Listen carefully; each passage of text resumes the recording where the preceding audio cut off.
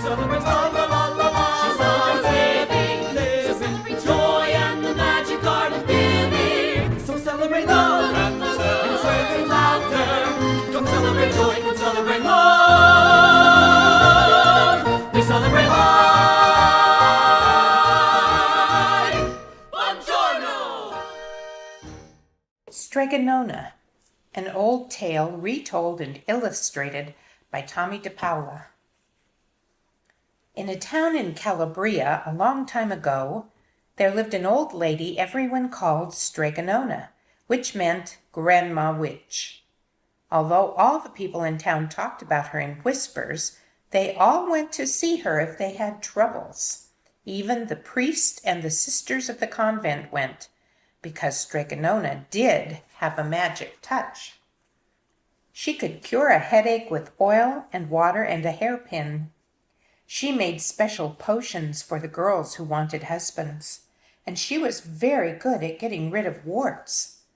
But Strega Nona was getting old, and she needed someone to help her keep her little house and garden, so she put up a sign in the town square.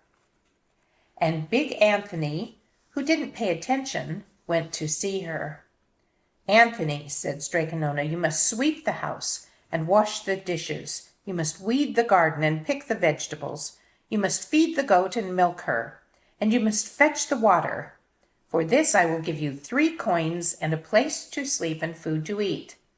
"Oh, grazie," said Big Anthony. "The one thing you must never do," said Strega Nona, "is touch the pasta pot. It is very valuable, and I don't let anyone touch it." "Oh, see, yes," said Big Anthony. And so the days went by. Big Anthony did his work, and Strega Nona met with the people who came to see her for headaches and husbands and warts. Big Anthony had a nice bed to sleep in next to the goat shed, and he had food to eat. One evening when Big Anthony was milking the goat, he heard Strega Nona singing. Peeking in the window, he saw Strega Nona standing over the pasta pot. She sang, "Bubble, bubble, pasta pot, boil me some pasta nice and hot. I am hungry and it's time to sup. Boil enough pasta to fill me up." And the pasta pot bubbled and boiled and was suddenly filled with steaming hot pasta. Then Strega Nona sang, "Enough, enough, pasta pot. I have my pasta nice and hot. So simmer down my pot of clay until I'm hungry another day." "How wonderful," said Big Anthony. "That's a magic pot for sure." And Strega Nona called Big Anthony in for supper. But too bad for Big Anthony, because he didn't see Strega Nona blow 3 kisses to the magic pasta pot. And this is what happened.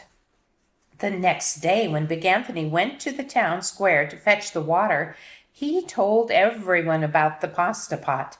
And naturally everyone laughed at him because it sounded so silly, a pot that cooked all by itself. "You'd better go and confess to the priest, Big Anthony," they said. "Such a lie." And Big Anthony was angry, and that wasn't a very good thing to be. "I'll show them," he said to himself. "Someday I will get the pasta pot and make it cook, and they'll be sorry." That day came sooner than even Big Anthony would have thought, because 2 days later Strega Nona said to Big Anthony, "Anthony, I must go over the mountain to the next town to see my friend Strega Amelia. Sweep the house and weed the garden, feed the goat and milk her, and for your lunch there are some bread and cheese in the cupboard. And remember, don't touch the pasta pot." "Oh, yes, yes, Strega Nona," said Big Anthony. But inside he was thinking, "My chance has come." As soon as Strega Nona was out of sight, Big Anthony went inside, pulled the pasta pot off the shelf and put it on the floor. "Now let's see if I can remember the words," said Big Anthony. And Big Anthony sang, "Bubble, bubble, pasta pot, boil me some pasta nice and hot. I'm hungry and it's time to sup. Boil enough pasta to fill me up." Sure enough, the pot bubbled and boiled and began to fill up with pasta. "Aha!" said Big Anthony, and he ran to the town square, jumped on the fountain, and shouted, "Everyone, get forks and plates and platters and bowls. Pasta for all at Strega Nona's house. Big Anthony has made the magic pasta pot work." Of course, everyone laughed, but ran home to get forks and plates and platters and bowls. And sure enough, when they got to Strega Nona's, the pasta pot was so full it was beginning to overflow.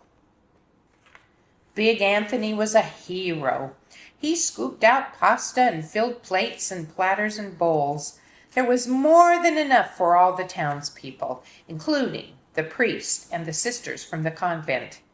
And some people came back for 2 and 3 helpings, but the pot was never empty. When all had had their fill, Big Anthony sang, "Enough, enough, my pasta pot. I have my pasta nice and hot. So simmer down now.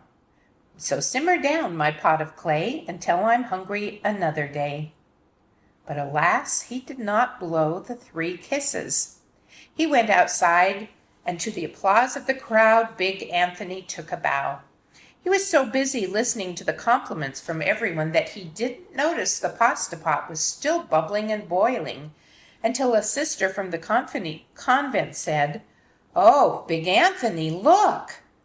And pasta was pouring out of the pot all over the floor of Strega Nona's house and was coming out the door.